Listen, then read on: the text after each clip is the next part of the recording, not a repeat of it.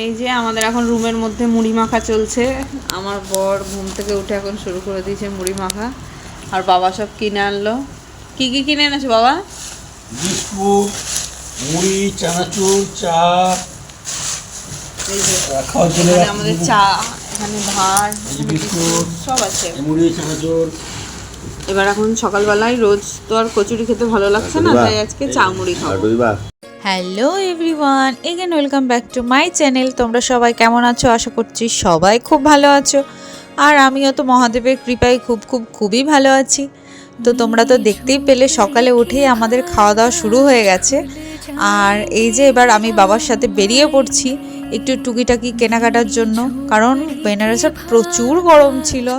আর এতটাই গরম ছিল যে আমি যে সমস্ত ড্রেসগুলো নিয়ে গেছিলাম ওখানে পরবো বলে, আমি সেগুলো কোনোটাই পরতে পারিনি। তো ওই জন্য একটা নরম সুতির জামা আমি আপাতত বাবার সাথে কিনতে যাচ্ছি, আর তার সাথে যাচ্ছি আমাদের দুপুরের খাবার নিয়ে আসতে। মানে আমরা ওখানে একটা খুব সুন্দর বাঙালি হোটেলের খোঁজ পেয়েছি, তো সেখান থেকে এখন খাবার আনতে যাচ্ছি স্নান টান করে। আর এই যে দেখতে পেলে আমার বড় মশাই আমাদেরকে ভালো করে জেনে নিচ্ছে, পয়সা নিয়েছে তো রোদে রোদে হেঁটে যাবে না, টোটো করে নেবে। কিন্তু আমরা তো বাপ বিটি তো দুজনেই সমান, আমরা সেই হাঁটি হাঁটি পায়েই যাব। সেদিন ছিল আমাদের অযোধ্যা যাওয়ার দিন, মানে আমাদেরকে তাড়াতাড়ি করে স্নান খাওয়া সেরে ওই দুপুর 2টো নাগাদ স্টেশনে পৌঁছতে হতো। কিন্তু ওই যে আমরা তো সেই লেটুস, প্রতিদিনের মতো এদিনও আমরা লেট করে ফেলেছি। মানে সারাদিন ঘুরে ঘুরে এতটাই শরীরটা ক্লান্ত হয়ে যাচ্ছে না, আর তারপরে পেরে উঠছি নয় তাড়াহুড়ো করে সব কিছু করতে। তো এই যে এটাই সেই বাঙালি হোটেলটা, আর এখানের খাবার দাবার খুবই সুন্দর ছিল। এখানে প্রত্যেক থালিতে নিচ্ছিল 160 টাকা করে, ভেজ থালি অবশ্যই সেটা, কিন্তু খুবই সুন্দর, একদম মনে হচ্ছিল যেন বাড়ির খাবার খাচ্ছিলাম। আর আমি ওদের সাইনবোর্ডটা তোমাদেরকে দেখিয়ে দিলাম, তোমরা যদি কখনো কেউ আসো তাহলে এই হোটেল থেকে তোমরা খাবার নিতে পারো। এটা চেতগঞ্জ থেকে একদম কাছে, চেতগঞ্জের হনুমান মন্দির থেকে পায়ে হাঁটা ওই 2 মিনিটের রাস্তা। তো রুমে আসি, রুমে এসে খুবই তাড়াহুড়ো করে আমরা খাওয়া দাওয়া সেরে নিই। তারপরে সেরে কোনো রকমে তাড়াহুড়ো করে রেডি হয়ে আমরা বেরিয়ে যাই স্টেশনের উদ্দেশ্যে। চলে এসেছি আমরা বারাণসী এখন স্টেশনে। অলরেডি আমরা অনেক লেট করে ফেলেছি, তো আর 10 মিনিট আছে এখনও টিকিট কাটতে বাকি।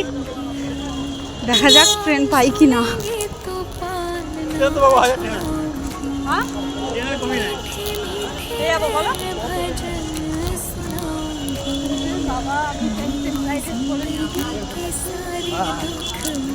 আমার বড় পড়েছে হোয়াইট ম্যান। এই যে ড্রেসটা তোমরা আমাকে পরে থাকতে দেখছো সেটি তখন নিয়েছিলাম, কারণ একটা দুঃখের কথা বলি, আমি খুব সুন্দর একটা সাদা রঙের কর্ডসেট নিয়েছিলাম, কিন্তু দুর্ভাগ্যবশত হোটেলে নিয়ে আসার পর দেখি সেটা আমার সাইজে ছোট হয়ে যাচ্ছে। মানে ওই টেনে টুনে কোনো রকমে পরা হচ্ছিল। এবার সারাদিন তো অত টাইট ড্রেস পরে আমি থাকতে পারবো না, তাই কোনো রকমে তাড়াহুড়ো করে আবার গিয়ে সেটা চেঞ্জ করে এই ড্রেসটা নিয়ে এসেছিলাম। তোমরা জানাও এই ড্রেসটা পরে আমাকে কেমন লাগছে।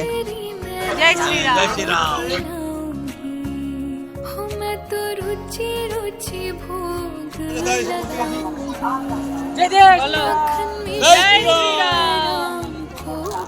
ফাইনালি অযোধ্যা অনেক স্ট্রাগল করে অবশেষে অযোধ্যায় এসে পৌঁছেছি। তো হ্যাঁ, অবশ্যই ভালো করে এসেছি, মানে কোনো ব্যাপার না, ক্রিস্টাল কোনো কষ্ট হয়নি গো। হ্যাঁ, তো আপাতত রামের দুয়ারে চলে এসেছি, মন্দিরে গিয়ে আবার দেখা হবে। আমরা যে ট্রেনটার অপেক্ষায় ছিলাম, কিন্তু দুর্ভাগ্যবশত সেই ট্রেনটা আমরা মিস করে গেছি। মানে হয়েছিল একটা গন্ডগোল, ওখানে ট্রেনের টাইম দেখাচ্ছিল 2:15, আর সেটা ছিল AM, মানে রাত 2:15, কিন্তু আমি তাড়াহুড়ো করে ভুলবশত সেটা আমি ভেবে নিয়েছি দুপুর 2:15। তো একটা বড় গন্ডগোল হয়ে গেছে, বুঝতেই পারছো। তো ওই যে একটু কষ্ট হলো আসতে, মানে আসলাম কিন্তু অনেকটা রাত করে, এটাই ব্যাপার, বেশিক্ষণ থাকতে পারবো না। কিন্তু এখানে এসে মনে হচ্ছে যে আমার জীবন যেন সার্থক হয়ে গেল অবশেষে। মানে এত যুদ্ধ করে হলেও রামের দুয়ারে আসতে পেরেছি। আর এই যে দেখছো না এত বড় এলাকাটা, এটা পুরোটাই ছিল ফোন, জুতো, ব্যাগ এগুলো রাখার। মানে বুঝতে পারছো কত বড় এলাকা নিয়ে এই রাম মন্দির তৈরি করা হয়েছে। আর এখানে না ভেতরে ফোন অ্যালাউ ছিল না। তো রাম মন্দির থেকে আমরা প্রভুর দর্শন করে বেরিয়ে আসার পর এই ক্লিপগুলো নিয়েছিলাম, যেটুকুতে ফোন অ্যালাউ ছিল সেটুকুই ছোট ছোট ভিডিও নিয়েছি তোমাদের দেখানোর জন্য। আর এত অপূর্ব লাগছিল, মানে রাত্রের যে রাম মন্দির, দিনের রাম মন্দিরের সৌন্দর্য একরকম আর রাতের রাম মন্দিরের সৌন্দর্য আরও আলাদা। কারণ রাত্রে লাইট জ্বলে তো এতটাই সুন্দর লাগছিল, মানে নিজের চোখে না দেখলে হয়তো বোঝা যাবে না। আর এই যে বিয়ের পর প্রথম আমরা কোথাও একসাথে ঘুরতে বেরোলাম, তো সেই দুটোই খুব সুন্দর, মানে একটা মহাদেবের জায়গায় একটা রামের জায়গায়, মানে এতটা আনন্দ হচ্ছিল বলে বোঝাতে পারবো না। রাম মন্দিরে অনেকটা সময় কাটানোর পর ওখান থেকে বেরিয়ে একটু খাওয়া দাওয়া করে আমরা আর একটু সময় নষ্ট করিনি, আমরা বেরিয়ে পড়ি অযোধ্যার যেসব সুন্দর সুন্দর জায়গাগুলো আছে সেগুলো ঘুরে দেখার জন্য। আর এই যে এটা হচ্ছে রাম মন্দিরের গেটটা তোমাদের দেখালাম। আর এখন আমি চলে এসেছি, এটা হচ্ছে অযোধ্যার সবথেকে ফেমাস চক, লতা চক। আর এখানে এত সুন্দর, প্রচুর মানুষজন ছিল, এত সুন্দর ছিল জায়গাটা। আর এখানে আমরা অনেক ছবি তুলি। আর এই যে আমার বর, আমার শ্বশুর মশাই আমাকে অনেক ভিডিও করে দেয়, তো এই সুন্দর সুন্দর মুহূর্তগুলো ক্যাপচার করা আছে বলেই তোমাদের সাথে সেগুলো শেয়ার করতে পারছি। আর এই যে এই জায়গাটা হচ্ছে সূর্য স্তম্ভ, মানে পুরো এলাকাটাই ছিল ভীষণ সুন্দর। আর এর পাশেই খানিকটা হাঁটা পথ, সেখানেই ছিল সরজু নদী। তো সব কিছুই ছিল একদম কাছে কাছে। আর তারপর চলে গেছিলাম আমরা হনুমানগড়ি, মানে প্রত্যেকটা জায়গা ছিল এত সুন্দর। আর এখানকার রাস্তাঘাট, মানে চারিপাশে প্রচুর মন্দির ছিল, প্রচুর মন্দির। তোমরা যদি কখনো অযোধ্যা এসে থাকো তাহলে সামনে থেকে দেখলে বুঝতে পারবে। আসলে সবটাই ভাগ্য, ওই যে কথাই আছে না, যে তুমি যতই মন থেকে চাও, কিন্তু যতক্ষণ না প্রভু মন থেকে চাইবে, সে তুমি জগন্নাথ ধাম হোক বা কাশী বেনারস হোক বা অযোধ্যা ধাম, তুমি কোথাও যেতে পারবে না যতক্ষণ না প্রভু তোমায় ডাকবে।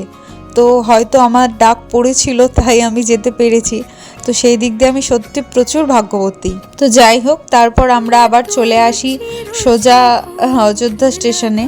আর এই স্টেশনটা নিয়ে না বললেই না, এতটা সুন্দর আর এতটা বড় এলাকা নিয়ে ছিল এই স্টেশনটা। আর এখান থেকে একদম মন্দিরের ওপরে চূড়াটা দেখা যাচ্ছিল, সেটা তোমাদেরকে আমি আরেকবার দেখিয়ে দিচ্ছি। তো চলো সকলে আরেকবার একসাথে বলি জয় শ্রীরাম।